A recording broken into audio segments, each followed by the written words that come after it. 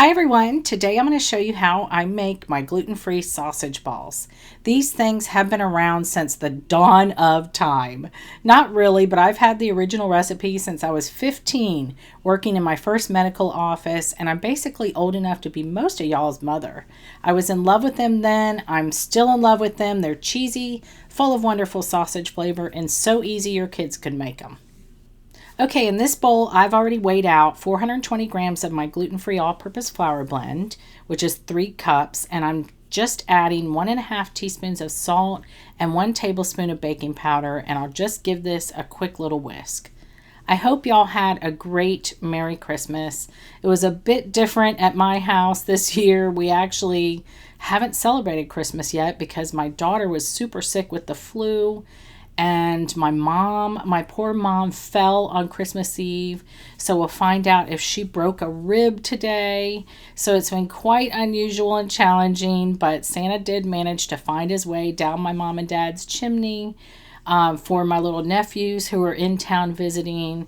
And we actually door-dashed sushi for Christmas dinner because at that point none of us wanted to cook much. So of course mine was gluten-free, and if you ever happen to be in Virginia Beach and you love sushi, check out Yama Sushi. It is the best.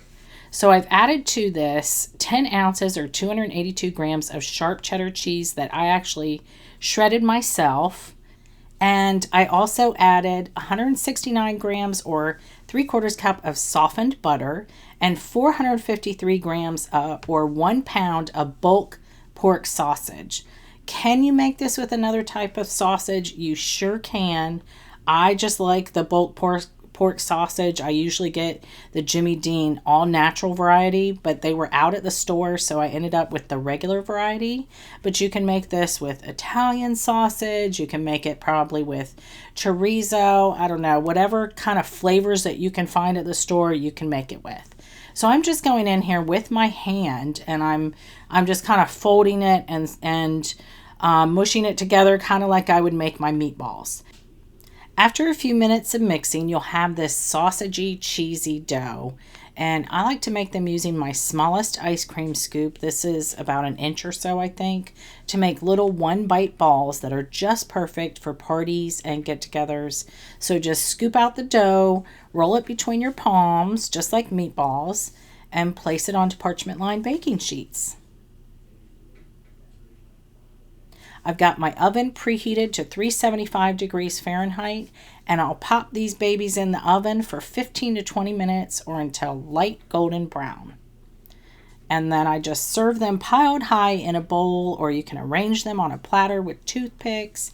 They can be made in advance, unbaked or baked, and stored in the fridge or freezer, in the fridge for a few days and in the freezer for a few months. You can bake them from frozen, just add a few minutes to your baking time, and I bet these babies will be the very first thing that goes from your party table. They're so addictive, people can't eat just one. Happy New Year!